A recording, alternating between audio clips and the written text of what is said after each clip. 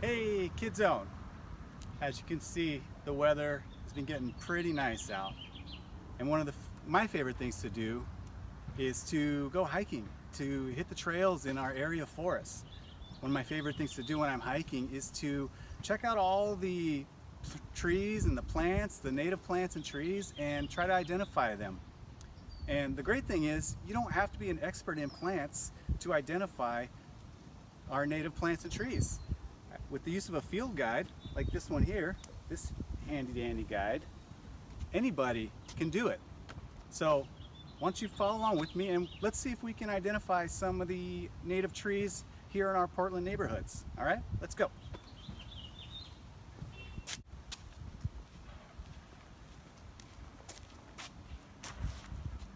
Okay, so this is how it works. The book is going to ask us a series of questions, and it's really similar to Choose Your Own Adventure story, but rather than you answering the questions, the tree that you're looking at is going to lead you to the answer to those questions. I'll show you what I'm talking about. So we step up to this tree, and I'll just give you guys a clue that this tree is one of the most common trees that you will find in the state of Oregon, okay? And the first question is about the leaves. It asks, are the leaves like needles or are the leaves broad? If you look at the tree, obviously these leaves are like needles, right? So, since the answer to that is needles, it'll direct me to the next set of questions. The next set is, are the leaves scale-like, concealing the twigs, or are the leaves needle-like, not concealing the twigs? Well, let's have a closer look. They're needle-like, and you can see the twigs there, right? I think so. So that leads us to the next questions. Are the needles in clusters, or are the needles not in clusters? Again, let's look at the tree. Let's have a look at it. It looks like those needles are all by themselves, little single needles, right? I agree. So the answer to that is they do not conceal the twigs, which leads me to the next question.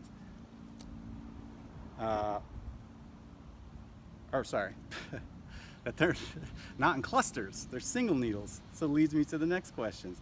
Are the needles stalkless or do they have stalks?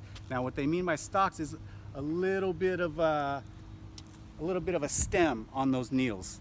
Again, let's look at these needles. In this particular tree, if you look at those needles, look real close, see kind of that yellowish part right there? That is a tiny little stalk. In fact, in forestry, when we talk about these needles, we say they kind of look like a hockey stick because of that little stalk. So, that being the case, needles don't conceal the twigs. They're single, they're not in clusters, and they have stalks. That means this tree is a Pseudotsuga menziesii. That's a very complicated scientific name. Let's boil it down to the common name. Here we are. This is a Douglas fir tree. Have you ever heard of Douglas fir? Like I said, very common tree, very common evergreen tree. And the great thing about this, you open the book to the page of that tree and you can compare and see if this in fact is that Douglas fir tree. And it is. And it also gives you lots of cool information about Douglas fir trees too. Let's look at one little thing here. Oh, Douglas fir is not related to the true firs. There are only 2 species of Pseudotsuga in western North America. This is one of them. All right, let's go find another tree.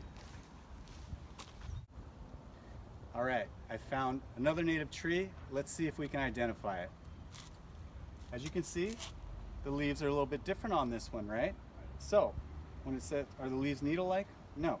Are the leaves broad, annually deciduous? Well, deciduous means the leaves fall off in the fall. And this particular tree, yes, these leaves do fall off in the fall. So, the next question would be, is the bark peeling or is the bark not peeling? Well, if we look at the bark in here, I think we can agree that the bark is not peeling. Okay, that leads us to our next question. Are the fruits like apples and are there thorns, or are the fruits Or are the fruits not like apples and the tree not have thorns? Well, we don't see any fruit on here, but this tree does not have thorns on it. I can tell you that much. And I can also tell you that when it does have fruit, it's not like apples. So that leads us to the next questions. Number 18, are the leaves compound, divided into leaflets, or are the leaves simple and not divided into leaflets? Well, sometimes leaves, you might think it's one leaf or multiple leaves, but it's actually one leaf. That's what a compound leaf is. It looks like multiple leaves, but it's only one. This particular tree definitely has single leaves on it. These are not compound leaves. So that will lead us to our next question. Leaves not compound. Are the leaves lobed or are the leaves not lobed? Now what lobed means is kind of like, now think of a four-leaf clover. Each one of those little things is a lobe, right? This leaf does not have lobes. Would you agree? So, with all those questions, leaves are not lobed. Finally, it asks, are the leaves opposite or are leaves alternate? Well, what that means is, are the leaves directly across each other on the stem or are they staggered along the stem? If we look at this tree, look at this. See how the leaves are directly across from each other on either side of the stem? That means the leaves are opposite. So that leads us to a identification of this tree as Cornus nuttali. Now, what does that mean in common name? This tree is the western flowering dogwood, Cornus nuttali. Now you look at the picture, compare it to what we're looking at. Sure enough, that's a positive identification. Now, let's see if there's anything interesting, other facts in there. Bark preparations were made for use as a blood purifier, a lung strengthener, or as a treatment for stomach troubles. It was also an ingredient used by the Saanich in their 10 barks medicine. Now that's pronounced Saanich for any of you smart Alex out there. It's not Sandwich, it's Saanich. All right? Let's see if we can find another tree. So one thing to keep in mind is that you won't find all the trees in this book. Not all the trees that you see in our neighborhoods will be found in this book. And that's because not every tree or plant in our neighborhoods is actually native to this part of the state. So some trees are brought in and planted. They were brought in a long time ago and planted here. So, but a lot of trees, they are native to this area, which I think is really awesome. Now, if you're walking in the woods, chances are every tree and plant that you're looking at is actually native. So if you're actually in the woods, any plant that you look up should be in this book. Okay? Okay guys, let's take a look at one more tree, all right? Now, here we are. We're looking at, are the leaves needle-like or are they broad? These are not needle-like leaves, right? These are broad tree leaves that fall in the fall. Okay, next question. Is the bark peeling or is the bark not peeling? Well, let's take a look. If we're looking at the bark here, I would say this bark is definitely peeling, wouldn't you? Okay, so the bark is peeling.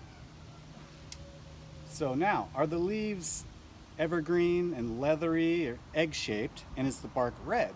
Or are the leaves annually deciduous, like we talked about, rarely leathery, and bark white to copper brown? Well, these are not leathery leaves. They do fall, and the bark is white and kind of coppery brown. So that gives us the species. This tree is a Betula papyrifera, which translates to a good old paper birch. Have you guys heard of birch trees? Well, let's see if we can learn something about them. The name birch is derived from words in many languages, all of which mean either a tree whose bark is used for writing upon or simply bark. Hence, birch is the bark tree.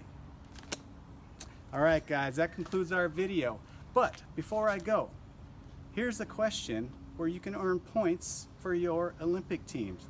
if you, in the comments, can tell me a species of evergreen tree, a tree with needles, another one besides the one we talked about, Douglas fir, that is native to the state of Oregon. Write it in the comments for 15 points, okay? All right, so that's it, guys. Hey, get yourselves a field guide, get out there and hike this summer, and maybe learn a thing or two about nature. This is a great way to do it. So, all right, guys, see you next time. Bye-bye.